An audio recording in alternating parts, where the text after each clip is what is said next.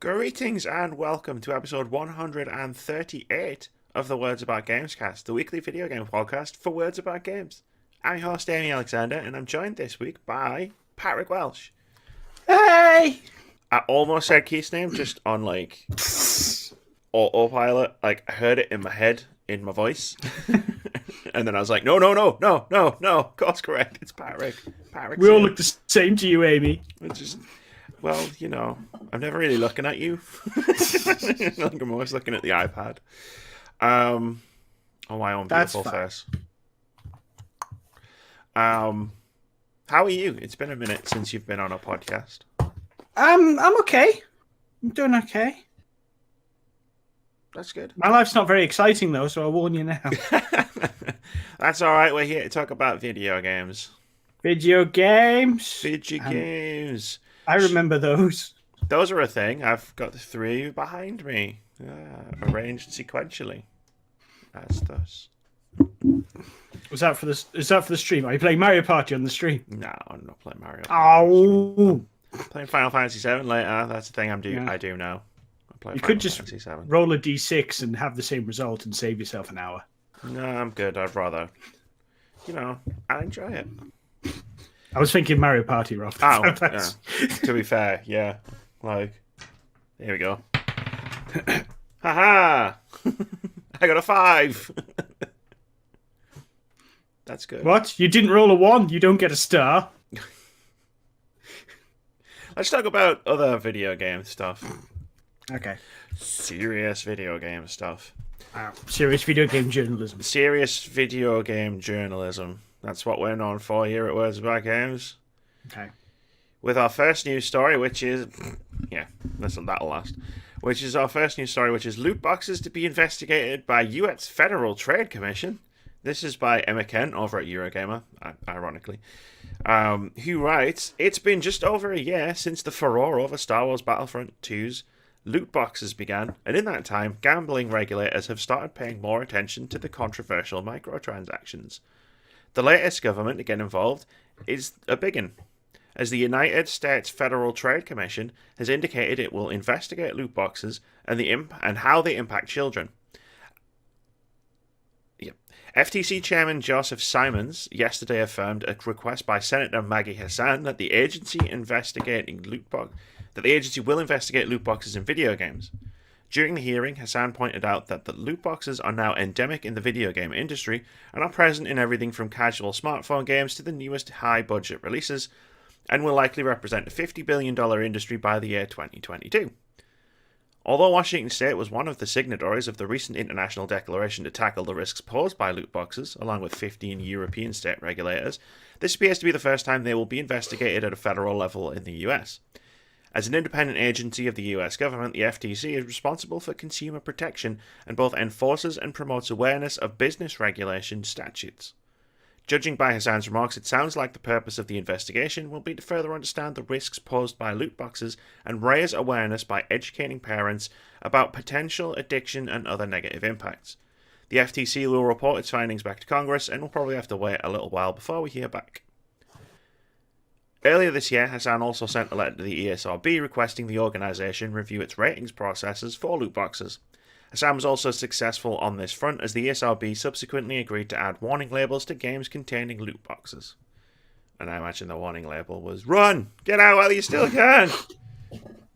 No! Or it was just Arnie saying, "Get to the chopper." I like the loot boxes. President Trump, you have to stop the loot boxes. Why don't you stop the loot boxes, you girly man? Yeah, something like that. That's what I imagine a warning for a loot box would be. So the FTC is getting involved. That's a big one, right? Is it?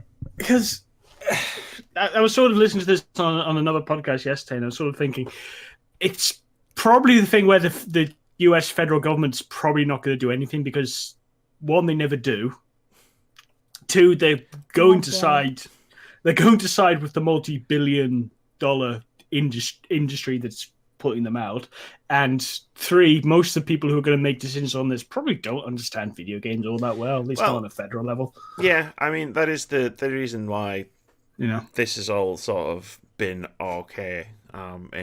In like, because people who make decisions at this kind of level don't generally understand how video games work. It's good in theory, as long as it doesn't become in practice, a moral crusade about, blaming video games for, damaging our youth. Now, from the sound of it, sounds like the FTC is largely independent, and therefore it doesn't become like a crazy electoral issue where, you get the junior senator from Kentucky going, I don't know much about these here video games. I think the internet is still a series of tubes. But I know I don't like... Yeah, it becomes about how kids are playing Fortnite or something. I mean, that's the whole separate thing about kids playing Fortnite. Like, we've got addiction centers for Fortnite now, apparently, for kids. Yeah, but my worry is that's what it becomes about. It becomes a stick to beat video games with. I think what's more like to make an impact is if this happens on a statewide level in the US, like the second California starts doing something about it, that's when the jig is up, really. Yeah, that's true. I mean, in the past year now, we've had the guy from Hawaii last year coming out and having a pretty big go at Star Wars Battlefront 2, if I'm trying to remember the quote correctly. It's an online themed... It's a Star Wars themed online casino designed to lure kids into gambling, was exactly what he said. I'll never forget that. That was an amazing quote. He plays games. Yeah. And obviously, as I read in the story there, the Washington State signed up along with a bunch of different... Which doesn't shock me somehow that Washington signed up for it. Yeah. But it's what we've kind of been saying was going to happen if... They kept pushing loot boxes, and they've kept pushing loot boxes, and now there's regulators are coming. Yeah, like regulators who actually matter, as opposed to I mean, don't disrespect, but I suspect the industry probably cares more about what the FTC says than the government of the Netherlands. Yeah, no, 100%. Like it's cool enough that like Holland and Belgium have turned around and just said none of this shit. We're not having any of this shit. But like the FTC can affect real, actual change in the industry. Like because it can affect the people actually working in it a lot more. Yeah, 100%. And it's an American-based company, and a lot of these companies are American-based. A lot of the ones stuffing loot boxes into games, anyway. Yeah. They're all working out of Vancouver and San Francisco, and or Washington State, North America, or Texas. There's a lot of video game developers in Texas. But yeah, no, it's going to be an interesting story to follow along with. I say interesting. I mean, stuff's going to happen. It's going to affect things. We're going to continue your national obsession with loot boxes. We're going to continue with the loot box train that's been rolling since about, I don't know, what was it, August last year? Choo-choo. Thanks, video games. Oh, God. I can't even open loot boxes anymore. Like, I don't think I've ever opened a loot box, unless you count, like, the stuff in like the Fire Emblem mobile game. I got addicted to the loot boxes. I did a whole video on this last year. I got addicted to the loot boxes in Mass Effect 3, the card packs, in the multiplayer. Oh, right. So I wasn't actually really that bothered about the multiplayer, but it had cards packs in it, and I liked them. Well, that was a while ago before we really cottoned on. Oh, yeah. Yeah. That was Mass Effect 3 was the canary in the coal mine for a lot of things, really. Not just loot boxes. Like I've long repeated my theory that it's probably the reason we got stuck with Donald Trump. I mean, the ending's so bad. The ending of Mass Effect 3 was so bad that it elected and then Trump. you just gesture to 2018. Yeah, it's like this is what the internet has become now. Thanks, Mass Effect 3. But it was that, and then Overwatch loot boxes got me pretty bad. To the point where I just don't open them anymore because I can't take the risk that I will not be able to stop opening them. Yeah. There is a second part of the story. Hooray! Because, of course, there is for loot boxes, it's an obvious thing. I don't think we're going to discuss much about it. Which is IGDA calls for industry action on loot boxes. And this is from Brendan Sinclair from GamesIndustry.biz, who writes, "The International Game Developers Association has seen enough when it comes to loot boxes. In the wake of the US Federal Trade Commission promising an investigation into the popular monetization mechanic, IGDA Executive Director Jen McLean has called on the industry to change the way it handles loot boxes. Combined with recent actions from authorities in Belgium and the Netherlands, the FTC's investigation should be a clear wake-up call to the game development industry that we must address how we use loot boxes, especially when they're in games played by children, McLean said. Spoiler alert. All games are played by children, regardless of their age rating. McLean called for the industry to do 3 things. Number 1, affirm an industry commitment to not market loot boxes to children. Number 2, clearly disclose the odds of different rewards when purchasing loot boxes, as many games already do to comply with Chinese law. Number 3, launch a coordinated education campaign that boosts awareness of the parental controls. Yep, you've just skipped all the way to the top. Of the parental controls that are available to appropriately limit how players engage with games. And then it just talks about self-regulation, which is the thing we just talked about. So I'm not going to talk about that. If they don't sort their shit out, someone's going to sort it for them. Yeah, and they're not going to like the result.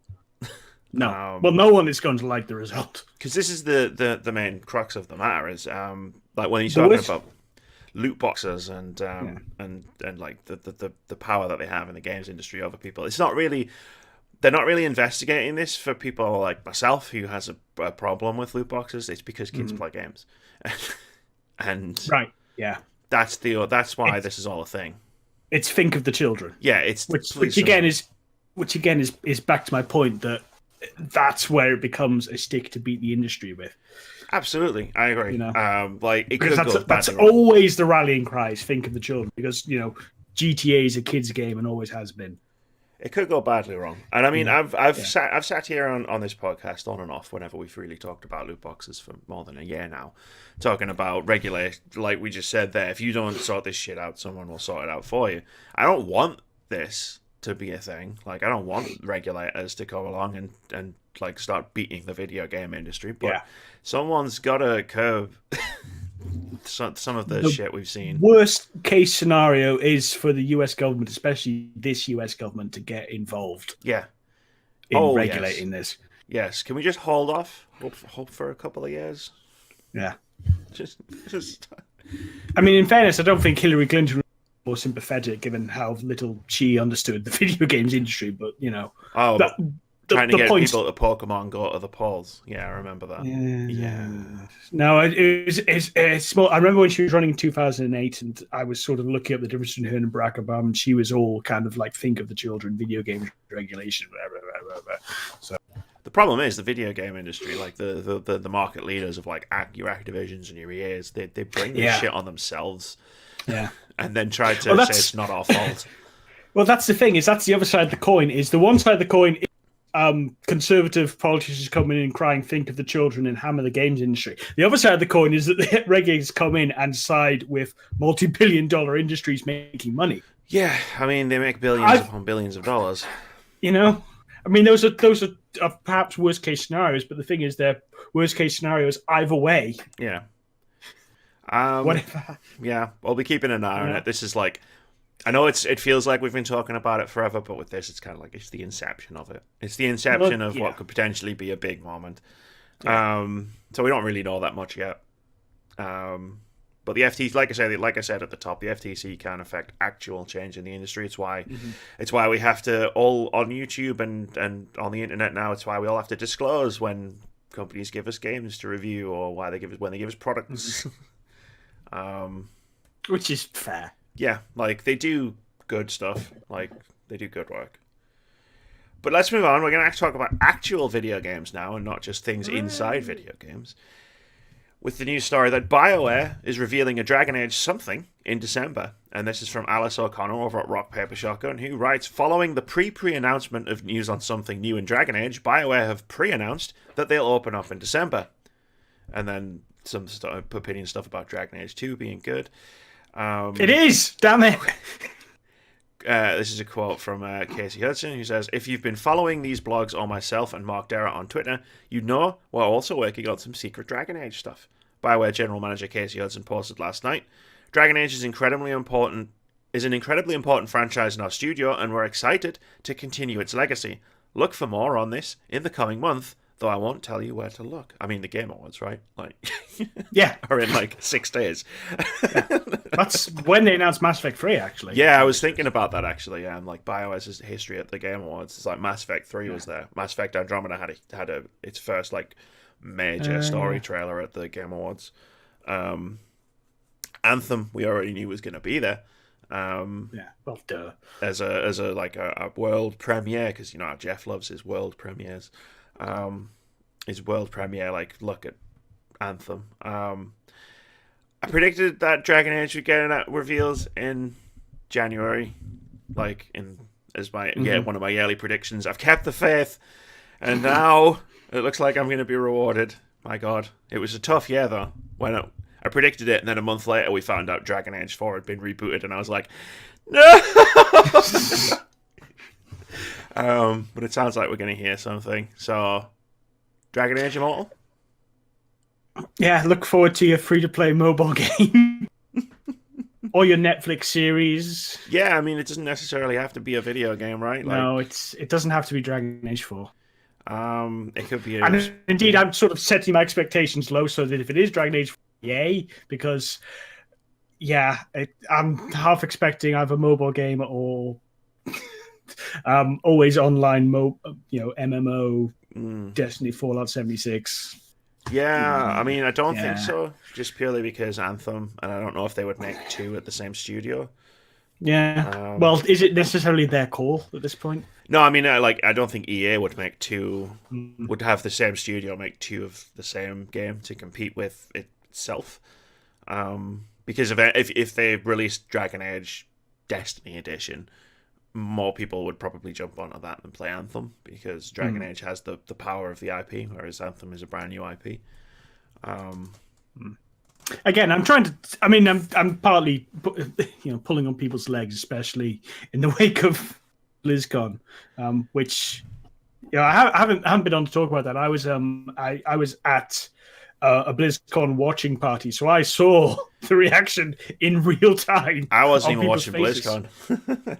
From the point of view of someone who doesn't give a toss. But if Dragon Age is revealed as a mobile game, that would be my reaction. Is I will have to kill someone. The Game Awards might get burnt down live on the internet, so definitely tune in on Thursday or Friday, depending on where you live in the world. Which is why I suspect it's probably not. I have to think that if EA was ramping up to announce something, I mean, they would have just looked at next door. Yeah, they'd have the self-awareness not to.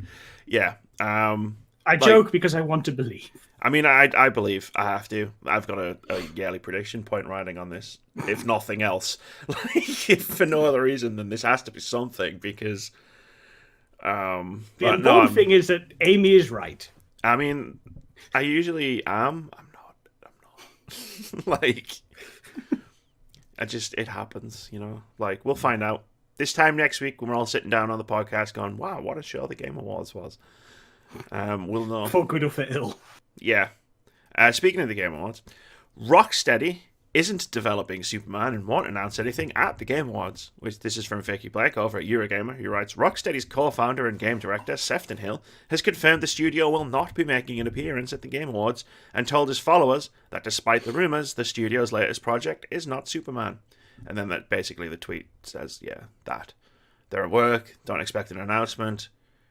When it's ready, it's ready. Spoiler, it's not Superman. I mean, there was a major press conference show thing coming up, so of course the rumours start going around again that Rocksteady's going to show Superman. This is E3. This is the Game Awards last year. It's not original. No. They're not making Superman. No.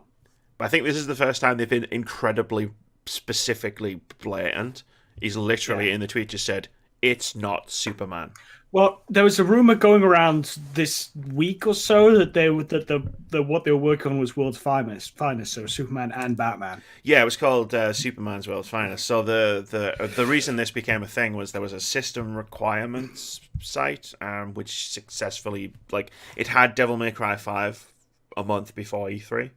Right. Which is why people were taking it seriously, and a listing on there had popped up for Superman World's Finest, developed by Rocksteady Studios. Right. Which is why everyone was like, Superman, Game Awards. 2 and 2 together and got 7. I mean, like, I just tuned most of it out, I'll be honest. At this point, like, it's been 3 years since Arkham Knight, Uh, I believe. And about that, yeah. yeah, it's like in those 3 years, all I've heard is Rocksteady are making Justice League, Rocksteady are making Superman, and for a brief couple of days, Rocksteady are making Harry Potter. Yeah, I kind of hope they're not doing something with DC. I mean, I'll be happy either way. Like, I love the Arkham games. Yeah, so I do too. But I think after Arkham Knight, I feel like I've had enough. If I do, I want them to go wildly different. I don't want Superman. I don't want Batman. I want something really like off the wall, like Swamp Thing or Lady Zatanna. Zatanna, yeah. Sandman. Give me something crazy, and I'll be like, hell yeah, that would blow me away. Because no, it would be Superman. It would be Superman or Justice League or Wonder Woman, but we probably Superman followed by Justice League is most likely. Yeah, I don't see how either of those happening though. I just don't see how they translate to video games. I mean, that's the thing, right? It's like Rocksteady translated Batman to a video game really, really well. But can they do that with Superman? Yeah, they did it by borrowing from a lot of games that were basically Batman simulators already. Yeah, like Assassin's Creed and action fighting games and stealth games, and yeah. And then I don't see the model for how you do Superman. No, definitely not. I mean, and then on the other side, I am looking at in the background of my my camera. I'm looking at a Spider-Man box and thinking, but still, it could be good. But yeah, it's not Superman. It's not coming out of the Game Awards. But we might see Alien. We were talking about that last week. Mm-hmm. Just please be related to Alien Isolation. Oh, shit. I just realised what the next news story is. Okay, here we go. Bethesda bans Fallout 76 players for life after shocking in-game homophobic attack. And shocking is the right word. Good. This is by Wesley Yinpool over at Eurogamer, who writes, Bethesda has banned a group of Fallout 76 players for life after a shocking in-game homophobic attack. He just repeated the... Yeah. There's going to be some language in here. I'm not going to lie. I'll just read a news story. The move relates to an incident in which a group of Fallout 76 players targeted and harassed another group of players, saying over the proximity chat, quote, "We have come to eliminate all gays," end quote. A group of high-level players proceeded to follow and kill the other group of players over a period of about 10 minutes. Their ringleader, who goes by the username Nathan the Hick, is heard saying, quote, "Queer down," and "decontaminate the AIDS," end quote. One of the victims, AJ from Chicago, took to Twitter to publicise the incident with disturbing video footage that has been viewed over 16,000 times.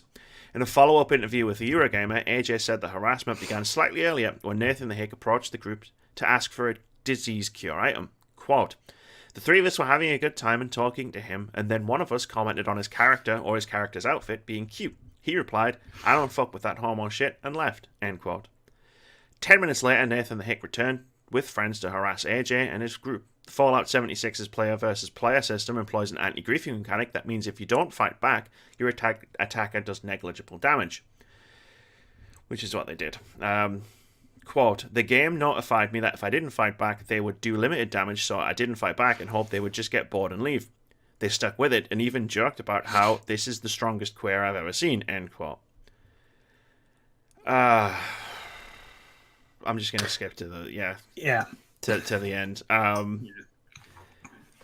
They talked to Nathan the Hick. Nathan the Hick then uploaded this... Yeah, they talked to the guy who did it, yeah. Of his initial encounter with AJ and his friends to his own YouTube channel. The video is titled, quote, "Cleansing of the Queers," end quote. Over email with Eurogamer, Nathan the Hick confirmed Bethesda has been in touch to say he was banned for 3 days and said he was told that this would be our only warning. They then banned him for life. Upon review. Nathan the Hick, a senior in a high school from the US, said, quote, "My version of the incident is more or less the same as the public has taken it. The only differences being the fact that I don't hate gay people. It was just a late night of having fun, and after the first encounter, as seen on my channel, we felt it would be more fun to offend them somehow. You can call that evil, but I think it's just playful immaturity. I do not regret the incident. I will not apologize given the opportunity. I don't plan on doing anything like this in the future, but to be fair, I didn't plan the initial incident. I just found them and decided to go through with it. End quote. And Bethesda spokesperson told Eurogamer, quote, "We gave an initial ban of 3 days while our CS team looked into the matter further to verify the individuals involved in what took place. After additional review, we have now permanently banned the players we've identified." End quote. Good. Right? Good. Yes, good on Bethesda for doing the right thing. Good. Eventually. I mean, I guess I can see where they're coming from in terms of, right, we ban them so they can't play the game. We find them, figure out who they are, verify that they did the thing that they did, see all their names, and go, right, you're out. You're not playing our game anymore. All right. I think it's a pretty solid timeline of what they did. I think the issue is that it kind of was more convoluted than it had to be. Like, there's no in-game mechanism for reporting this crap. You know, you have to. I mean, how many people just think, "Oh, I've got to go on Twitter and contact a community manager," and you can't be bothered. Yeah. You know. I mean, that is part of the story that I skipped over. Because I knew we were going to talk about it. Yes, there's no in-game report because that's the feature. story. Bethesda did the right thing in this instance, but they've also made it unnecessarily difficult to report it. Indeed, especially seeing other games don't. You have to go on the forums, or you have to go on Twitter and find a Bethesda community representative or a Bethesda help account, or basically a Bethesda account that actually answers, not just necessarily Bethesda.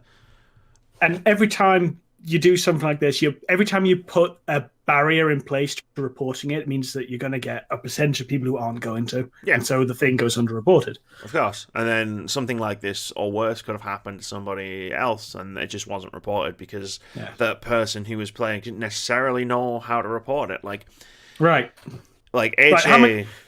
how many people just log off and say, "Oh, fucking twats," you know, and just 100%. don't think, which is probably, if I'm honest, what I would do. Yeah, definitely. I mean, I get it all the time on Twitch. It's just, it doesn't seem worth the psychic energy to deal with these assholes. Yeah, you just let it roll off your back. But, you know, like AJ was recorded some of it, put it up on his own YouTube channel. Nathan Hick was fucking stupid enough to put it up on right, is it YouTube still up? Channel. That was the other thing I was wondering. Is it still up there? I don't want to look. Because that's enough. That's another conversation I suppose to have with YouTube. Like, why the fuck is the video still up? Well, I mean, I imagine it is. Like, we had the whole thing about the dude from who was playing Red Dead Redemption 2 who released the video of him punching a suffragette, and then it got loads of views. So he started doing all that other stuff, and then YouTube reinstated the videos because it's YouTube. YouTube sucks. YouTube runs anti-LGBTQ ads on LGBTQ videos. Like, they don't give a shit. Yeah, probably with a bunch of videos about Jordan Peterson in the sidebar. Yeah, and that's me saying this podcast, which is hosted on YouTube. YouTube's a fucking garbage fire. It's good free video hosting, though. YouTube.com/words about games. YouTube.com/words about games UK. But, yeah. It's another example of Bethesda, and I know I've been ragging on Fallout 76 for a couple of weeks now. Yeah, it's the Fallout 76 train just goes on, and my interest continues to fall. Can it fall any lower? Well, considering reach a point of I'm not getting it ever, it really can't. I mean, no, and it can't. I mean, it's just another example of them not having considered. Yeah. Not having the experience to make an online game, not considering how to make an online game. Like, report functions need to be a thing in online games for this reason, because much as they want people to be cool and be the NPCs in the world and maybe set up shops and maybe build some towns, it's like people are shit in online games. That's just how it is. People are terrible. And we try to tell you, but you didn't listen. Yeah. Which, in fairness, to Bethesda's credit, once they figured out what was going on, they acted. So, I would hope that their instinct is right. We need to fix this. Yes, I would hope so. As well. Like, they have been rolling out weekly patches for Fallout 76, so they are reacting to things. Yes. As much as I have issues with the game and why it was released in the state it was and such, they have been reacting to stuff. So I think they'll react to this quite quickly. Their intent in this particular instance is correct. But good guy Bethesda, for sorting it as quickly as they did. You should have had a mechanism to sort it out quicker, though. You should have, but it's a lesson learned, right? Like, I'll give them the benefit of the doubt because of the way they reacted to this. They didn't know, now they know, and hopefully player reporting will be in the game pretty quickly. Although, knowing Bethesda, they'll put that in there, and somehow that'll make all of the buildings. Yes, it'll break the game. Because that's just Bethesda. Good news, everyone. We put reporting. Bad news. No one has heads anymore. Yeah, everybody's eyeballs have disappeared, which you would think wouldn't be a problem. But now everybody's blind, so you can't actually see. So have fun with that while we patch that over the next few days. It's Fallout 76 Daredevil Edition. Okay, let's move on. We've got a story here. YouTuber gets Xbox One's adaptive controller working on Switch, which is a positive for disabled gamers. This is from Laura Kate Dale over at Kotaku, who writes, over the past few months, one of the most visible steps made by gaming hardware manufacturers to include gamers with disabilities is the release of Microsoft's adaptive controller for PC and Xbox One. The controller, which starts as a large flat base station with a large D-pad and A and B buttons, features numerous slots for other controller types to be connected in lieu of other buttons, and allows for customized inputs to suit various player types. Developed in tandem with Special Effect, a charity specializing in custom controller solutions for disabled gamers, and shout out to Special Effect, we raise money for them every year. The controller allows for both Microsoft-developed and third-party peripherals to be used to make play easier for gamers who might struggle with a traditional controller. While only officially supported on Xbox One and PC, it turns out the controller can also be made to work on Switch 2 with a bit of additional tech and some settings tweaking. YouTuber MyMateVince was curious if he could get the adaptive controller to work on systems other than Microsoft's, so he went and found a workaround. He purchased a Switch wireless controller adapter, then connected that via a USB-C to USB-A adapter, then hooked it all up to the Xbox adaptive controller. It wasn't able to be used wirelessly, but it was hooked up successfully.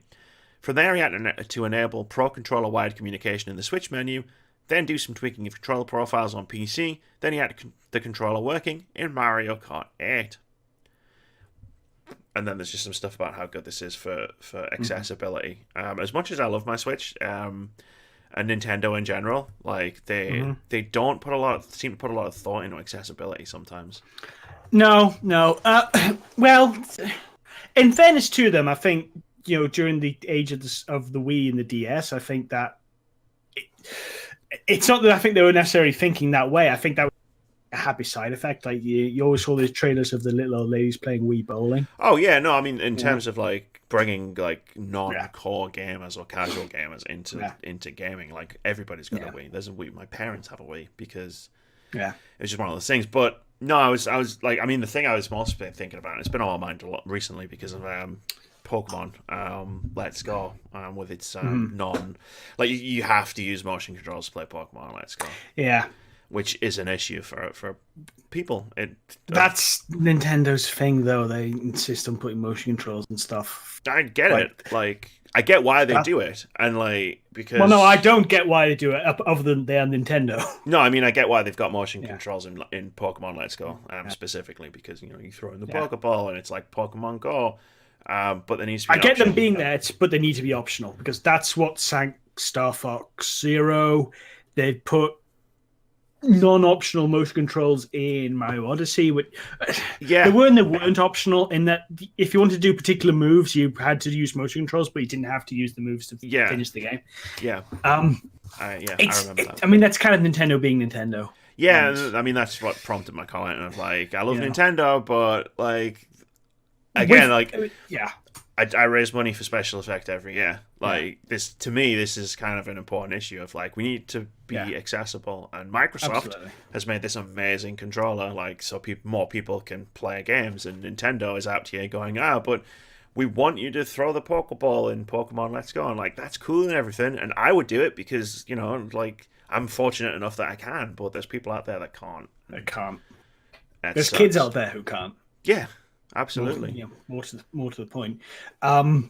I suppose the best case scenario for this, they would have form on this if Nintendo sent out a cease and desist saying stop doing this, and then release their own. If Nintendo sent out a cease and desist over this, Yeah. and fury would be thrown on this podcast. Yeah. Yeah, they would. Well, they would look like shit heels, but it would also. It's sort of thing. They sort of did it with the when guys was working on a remake of Metroid 2, like the week before they announced that they were doing their own remake of Metroid 2. Yeah. I guess, like, I mean, if they just sent a cease and desist, like, if you think you've seen me rant on this podcast, you will see something new. If they sent a cease and desist out and then in the same breath said, because this, then I'd probably be okay with it. I don't think they will, in fairness, because hopefully not. Well, principally, on top of everything else, it doesn't sound like they're actually making any modifications to the Switch itself, so much as they are just exploiting a hardware. Yeah. No, that's what they're doing. All it's not like he's making a product or a third-party product. He's just literally saying, "I've made this Switch more like accessible." Which is what I assumed is that they just. When I first read it, I just assumed, they've just hacked the firmware, so that's going to get shut down and bricked the next time that Nintendo release an update. No, what they've done is they've. But if it's playing for the USB bus, then it's. They were just messing with the controller to. Yeah, but it's still a step further than it needs to go. I mean, ideally, you should just be able to plug something into a USB slot and have it go. Yeah, wouldn't that be nice? Wouldn't that? That would be amazing, and I'm sure Microsoft would be fine with that. Like, people being able to use their controller on a Nintendo system. It's a trend that we're moving towards. You saw it especially with things like Spider-Man with its accessibility options. Love those, and it's. I think it's an example of Nintendo sitting in their office in Kyoto, not necessarily paying attention to what's happening in Western games. They will get the memo. It'll probably be in the next decade or so. Yeah, eventually. Yeah. Until then, we'll just keep talking about it. So I put that in the middle of these two news stories because, as much as it's like Nintendo bad, it is a feel-good story. It's not a Nintendo bad story. They could position themselves as the bad guys if they wanted, but I think they'll probably just let it go. Yeah, fix it. Again, I like to think the best of people, but I also have to plan for the worst in people. Speaking of planning for the worst. Yep. Games Done Quick indefinitely splits with speedrunners over sexist and transphobic comments. This is from Nathan Grayson over at Kotaku, who writes, "Last week, a thread full of conversations between a handful of speedrunners gained traction on Twitter.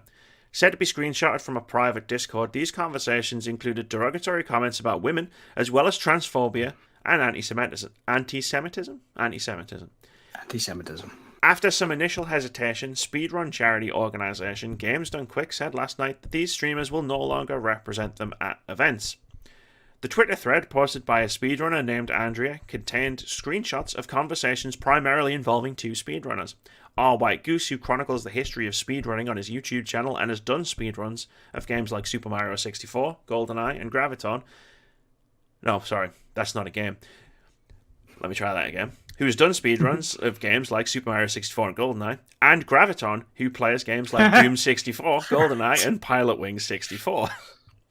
Graviton had been scheduled to play Doom 64 at the upcoming Awesome Games Done Quick 2019, which takes place in January. I'm not going to read that. Basically, he said a bunch of shit. Terrible, awful, horrible shit. I don't know if I want to read it. In a heated gaming moment. Yeah. Quote, "I'm thinking I might ban women from my Discord, to be honest," end quote. R. White Goose said in one of the screenshots, complaining that they dominated chat and singling out one who said he fucked 70 dudes, which he found disgusting. Okay. I'm definitely not reading that, but... Yeah. I mean, insert, homophobic slur du jour. I mean... Yeah, homophobia, there's some transphobia mixed in there. It's all very, very lovely. Yeah, it's shit heels being shit heels. Pretty much. Initially, GDQ elected not to take action against the speedrunners, saying it couldn't verify the conversation's veracity. Quote, "To be clear, the statements made in the reports are unacceptable," read a message from the official GDQ Twitter account. "They do meet our criteria for action, but we cannot verify that the statements were made or who made them due to the private nature of where they were purported to have occurred," end quote. This did not sit well with Andrea, who felt she'd provided ample evidence both in the form of Discord screenshots and further information, which she told Kotaku about in a DM shortly afterwards. Quote, "I have Discord IDs that are from all messages." and they can use those in a report with Discord. I also sent active images from all channels and with user lists and names, end quote. Didn't take long for members of the GDQ community to speak up in opposition of GDQ's decision. Quote, in regards to your notice of non-action to this evidence, I, as a long-time viewer and donor, am absolutely disappointed. Gaming is already a knife pit for women, people of colour, and LGBT people. You choose to do nothing only reinforces that behaviour as acceptable. Someone else wrote, extremely disappointed that Games Done Quick doesn't feel that this warrants a serious investigation. You can't claim to help children while abiding misogynist transphobia and just straight up Nazism. A few hours later, GDQ reversed its non-decision. Quote, after receiving additional information on the situation that was brought to our attention, today we were able to confirm the authenticity of the screenshots we received. As such, the people in question will not be representing us at any GDQ events indefinitely, end quote. Our White Goose confirmed to Kotaku last night that he will not be able to participate in future GDQ events, though it's worth noting that he's been a divisive figure for a while now and hasn't done a run at GDQ since 2014. Quote, I understand, this is quite, you're going to get to see two sides of two different both sides, things here. Quote, I completely understand GDQ's decision, he said in a Twitter DM. Those screenshots show conversations which contain hurtful concepts, ideas, and conspiracy theories, which I have come to fully and completely reject. What I've said in the past is indefensible and inexcusable. I completely understand why people are hurt and angry, and the reaction to my comics is absolutely justified.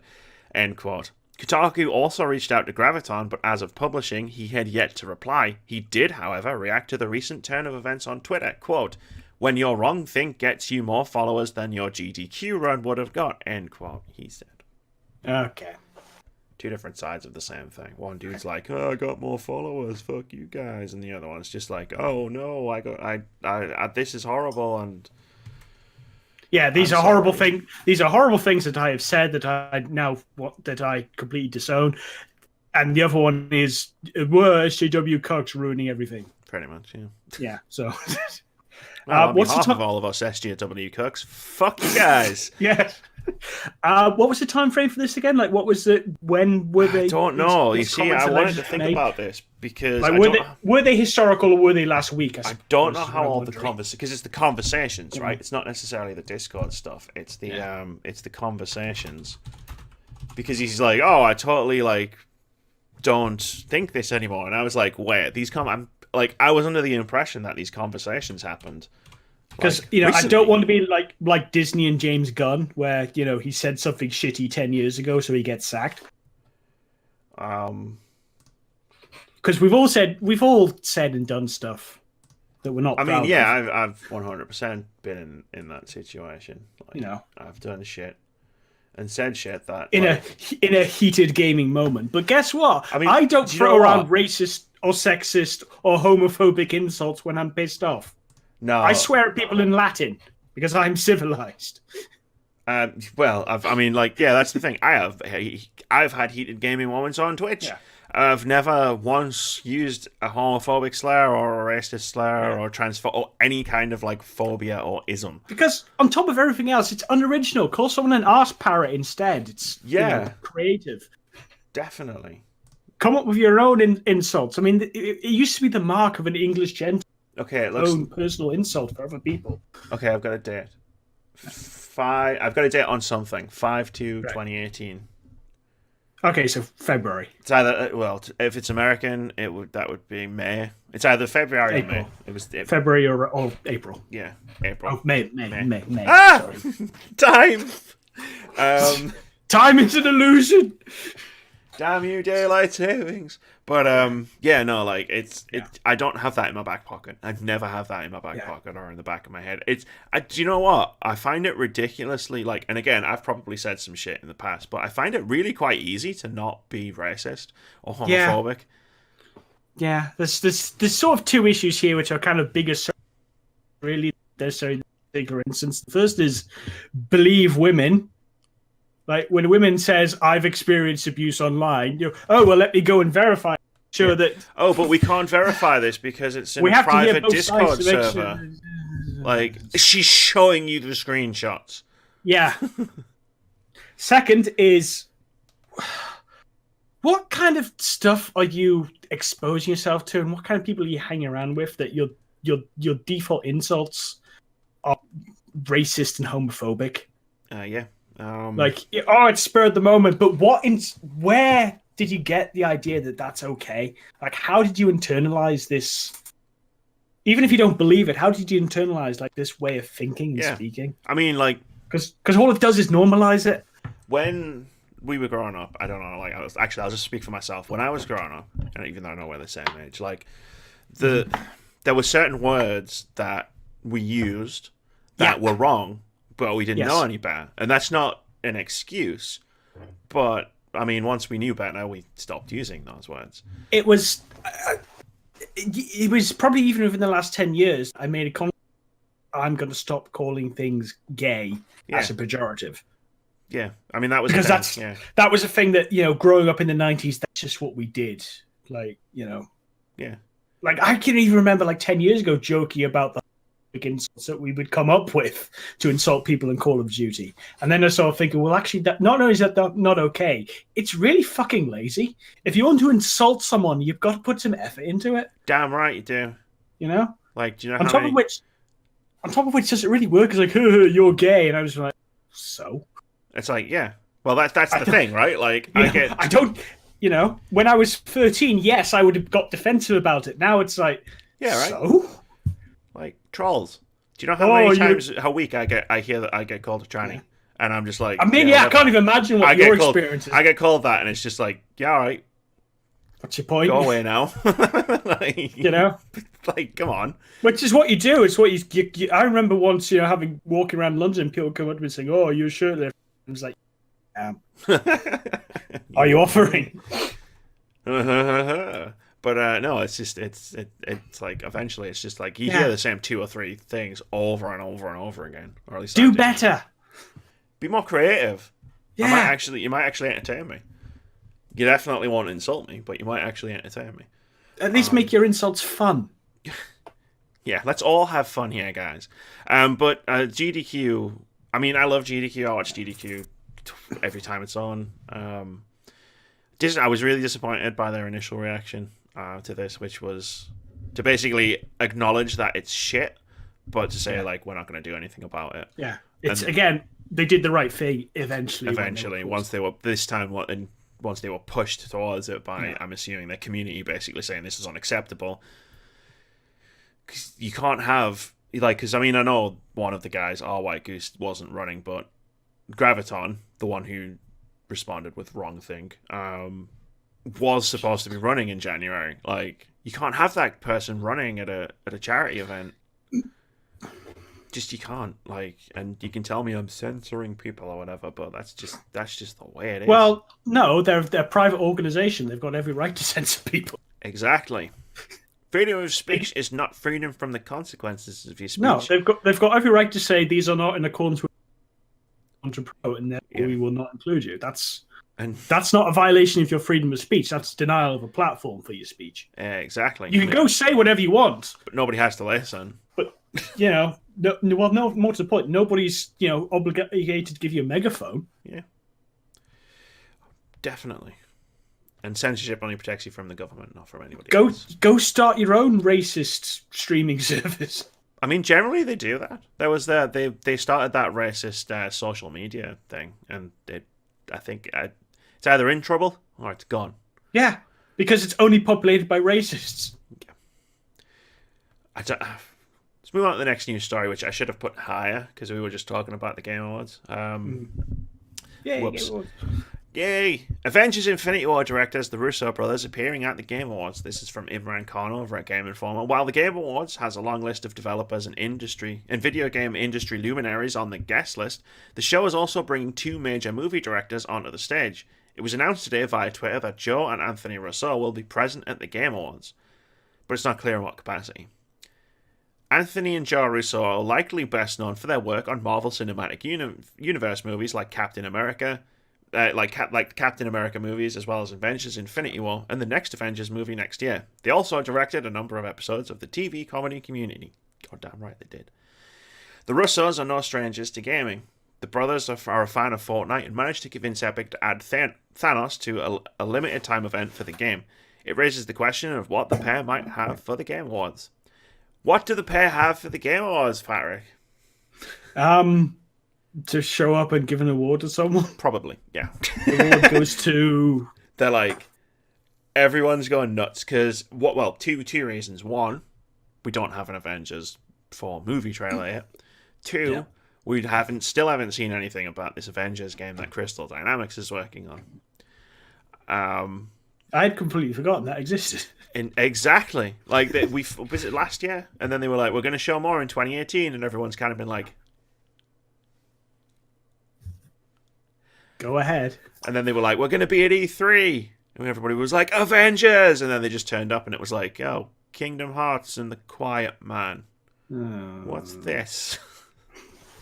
God, I can't believe the Quiet Man was announced at E3. Sorry, tangent.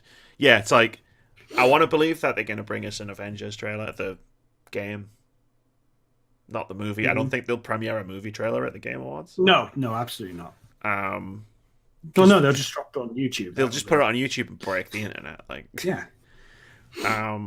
But I mean, although if they were to do it would get a lot of eyes on the Game Awards, which is probably why they're doing this, teasing that they're going to be there. Yeah, because they could be, right? They could be bringing the movie trailer. Like, what if it was both? Oh, that would be pretty cool. Like, here's a look at. They could do the full on like E3 style thing of like, hey, we're the Russo brothers. We make Avengers movies. Here's the game that's being worked on, because they'll be like, oh, we're big gamers. We love games. Like, we're big fans of this. Like, check out this Avengers video game. And then like you see the Avengers trailer, and everyone's like, oh my god, it finally happened. Somebody's eyeballs melt, and like people are crying and clutching their pearls. And then when it's over, and they're like, okay, see you later. It's like, but we've just got one more thing. One more thing. Boom, Avengers Infinity War 2 trailer. Howard the Duck trailer. Yeah. Wouldn't be the first time Howard the Duck's been used to troll people, Marvel fans. But, it was interesting to me to put in, because it's like, they're probably just there to give an award. Because that's what the Game Awards does. Yeah, it's probably as simple as Jeff, sent them a DM saying, hey, do you want to come hang out? Yeah, do you want to come hang out with, like, Kojima? Yeah. And we've got a cracking Kojima story coming up. Do you want to come hang out with, like, a bunch of video game people? And they were like, yeah, sure. Yeah, sure. We're not busy with anything. Yeah, we're not doing anything. We're going to skip down. I can't be bothered with that.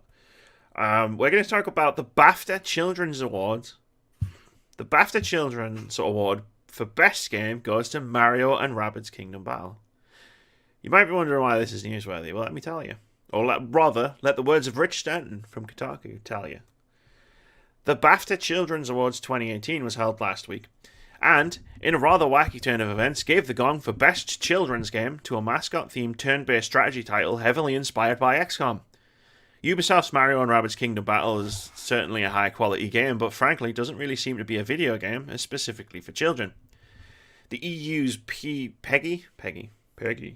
I hear it at the beginning of every fucking game. The EU's Peggy rating board gave Mario and Rabbids a 7 rating, probably because of the slapstick violence, meaning the rating system doesn't consider it suitable for young children. You'd think that an all-ages rating would be a prerequisite for consideration in the children's category, but among the other nominees, Knack 2 also has a 7 Peggy rating. Speaking of those nominees, so the nominees were... I'm going to read these in backwards. So, Frantics, I've never heard of it. Apparently it was a Sony game. Knack 2, Mario plus Rabbids Kingdom Battle, and Everybody's Golf. Yeah. The BAFTA Children Awards baffle me. Yeah. So it's very, you can, wring your hand and say these aren't kids' games, except that Mario versus Rabbids was probably the best of those four. And the bigger 100%. Issue is why there isn't more competition for it. Yeah. Or did the BAFTA did we not release any games that were rated for everyone? Oh, so children over 7 are still children. Yeah, definitely. But they love Rabbids, probably. I mean, yeah. I hope not, because the Rabbids suck. Rabbid Peach. Get on board the hype train, Patrick. Yeah, I got Mario plus Rabbids in the Black Friday sale, and I fucking hate the fucking Rabbids. Just get on board the hype train, man. I hate them so much. They're minions without the charm. If it makes you feel any better, Rabbid Peach is standing right next to Agent 47. Is Agent 47 about to Garotta? That's what I'm saying. You fanfic whenever you want is happening on my shelves behind me. That's fine. I just thought it was weird. Like, I would have thought it would have been an all ages category. Like, I get that kids are 7 and up are still kids, but I don't know. It's probably as simple as BAFTA thinking kids love Rabbids. Kids love Rabbids and golf. Therefore kids it's a love kids golf. Game. Yeah. I mean, don't get me wrong. Well, Everybody's Golf is a fab game. I love what I played of it, but like, did a lot of kids play that? Maybe a lot of kids of the BAFTA committee. Maybe. And what the hell is Frantics? I would have given it to Golf Story before Everybody's Golf. Yeah. Or any other Nintendo game. Or they must have released a Pokemon game within the time. No. No, I don't think they did. But they did release Super Mario Party. Yep. Frantics is all about 15 wacky minigames for up to 4 players where you're competing in everything from frenetic action arena brawls to strategic turn-based competitions. Exclusive to PS4, this PlayLink game challenges you to win more crowns than your friends. And there's a fox. Yeah, pass, don't care. He was doing stuff. Yeah. Yeah, PlayLink I'd have given it to my Swiss Rabbits. I'd be okay with kids playing it. Oh yeah, definitely. Like, I know there's violence in this, a strategy game, but it's a very stripped down version of XCOM. And my objection to kids playing it is not that it's a stripped down version of XCOM, and it's not that it's not for kids. It's because the fucking rabbits suck. And they should play something which more wholesome. I was actually just going to say the violence is all very cartoonified. Yeah. Because it's like you shoot like honey and slime and stuff. It does seem worse on TV. Right? But it's not interactive. Video games. Think of the children. Still quite funny. Yeah. I love this headline so much, I think I want to marry it. Hideo Kojima is toting around a cast of Norman Reedus' head like some Lovestruck supervillain.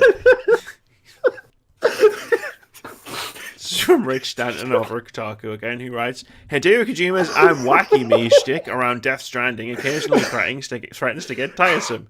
But the purity of affection he holds for actor Norman Reedus is hard to deny. The game's first teaser began with a naked Reedus. Kojima subsequently dressed up as Sam, Reedus' character. Sony Interactive Entertainment, which has a significant amount of cash invested in a happy Kojima producing a great game, certainly saw which way the wind was blowing, and so brought him an offering of Reedus' head. And this is a tweet from Hideo Kojima's official English Twitter account, which says, people of SIE had kindly brought the head of Sam, Norman Reedus, to me from San Francisco. After playing in various ways, like making him wear hoodie, placing him besides the alien, putting the cap on him, I ended up having him on my desk after all. And then there's a picture of a cast of Norman Reedus' head on Hideo Kojima's desk. I read it and I knew I had to be in the podcast. Do you think Norman Reedus is considering a restraining order to Kojima? I think at this year's Game Awards they're just gonna full on make out at this point, like. Or Hideo's gonna make out with the head. Norman, yeah. He's gonna come out with the head. Norman couldn't be here this year. What's that, Norman? Oh, Norman, what's that, Norman? You want me to kill them, but I can't kill Jeff Keighley. Jeff Keighley is my friend. No, Norman, don't make me do it, Norman. And he just beats him with the head. Hideo Kojima, right? I love the guy. He's fucking nuts. Yeah. And to be fair, this is as much Sony's fault as it's Kojima's this time. It's like, behold, we shall offer you the head of... You could just imagine, like, Sean Layden has just gone to see Kojima, or Shu, and he's just, like, on one knee, like, holding the head up. We have brought you an offering, Kojima. He's like Salome demanding the head of John the Baptist on a silver platter. Oh boy. Oh boy, oh boy. Let's round it off. We've got games out this week. There's quite the list. It's almost like the biggest game of the year came out. Now everybody's not afraid anymore. On December 4th, we've got Just Cause 4 for PC, PS4, and Xbox One. Command and Conquer Rivals for Android and iOS. Mutant Year Zero, Road to Eden for PC, PS4, and Xbox One. That game is also launching directly into Game Pass. Persona 3 Dancing in Moonlight for PS4 and Vita. Persona 5 Dancing in Starlight for PS4 and Vita. Subnautica is coming to PS4. The Council Complete Edition is out on PS4, PC, and Xbox One. That also means that Episode 5 is releasing on December 4th. I still need to play Episodes 3 and 4. The Beholder 2 is coming out on PC. Arca's Path is coming out on Rift, PSVR, and Vive. And Override Mech City Brawl is coming out on PC, PS4, and Xbox One. Now, bear in mind, this is games out this week, and that was 1, 2, 3, 4, 5, 6, 7, 8, 9, 10 games coming out in one day. On December 6th, we got Battle Princess Madeline and Kenshi. Battle Princess Madeline is out on PC, PS4, Xbox One, and Switch. Kenshi is out on PC. And then on December 7th, we've got Super Smash Brothers Ultimate coming out for Switch. Smash! It's a week away. Fun fact though, Battle Princess Madeline, some dude made a Ghouls and Goblins style platformer because his daughter wanted to play Ghouls and Goblins where the hero was a princess who wore pink armor. And also, it's not so fucking hard. It's got an adaptive difficulty. Right, good, because and I desperately needs it. Let me just throw out there that I am embargoed from saying any more. Right. I mean, Smash Brothers is the obvious highlight there, right? Yeah. Some of these other games are cool. Persona dancing games, Mutant Year Zero. Well, yeah, they're cool if you're me. Kenshi, which is an open world RPG. Just Cause 4. The Council's really fun. It's a good week for video games. Yeah. And a bad week for my purse. Yeah, it's a bad week to be releasing video games, though. This is pretty much it, though. Like, after this, there's like a couple of decent-ish games, but like at that point with all this stuff, like if you can't release it in November, release it in January. Like stuff like the Persona games, people would be all over. Yeah, I mean, January's been usually historically the last couple of years has been a good month for Japanese games in the West. Monster Hunter World, Resident Evil 7. Like I remember in 22, I think it was 2009, when Bayonetta came out on Boxing Day and just sank like a rock. Well, it would. No one's going to buy a brand new game on Boxing Day. During the Boxing Day sales, they're going to buy the cheaper games. You muppets. But yeah, no, Smash, obvious highlight. Command and Conquer Rivals. I mean, on the one hand, I'm kind of worried about Smash kind of being released this late, but on the other hand, it's also Smash. It's Smash. It will have a long tail. Nintendo release one tentpole game every month. Like something like a headliner. Yeah, they release a headliner once a month, so Smash is the best one because it means Smash. As much as games might not necessarily do as well in December, it's Smash Brothers. It's going to do well no matter when. If they released that game on Christmas Day, it would probably do well. It's going to have a long tail, and they also sold a fuck ton of Switches over Black Friday. They did, yes. It's the most pre-ordered game, pre-sold game in Nintendo It's history. the most successful console they've ever had over Black Friday weekend. What were we talking about last week? It's now something like the 5th fastest console over the same time, behind 3 other Nintendo consoles and the PS2. Yep. Nintendo, man, when they have a miss, boy, is it a big miss. But when they have a hit, holy crap, look out. Hold on to your fucking pants. Well, yeah, I think probably dropping Pokemon Let's Go the week before Black Friday was a stroke of genius. Yeah, in hindsight. Definitely.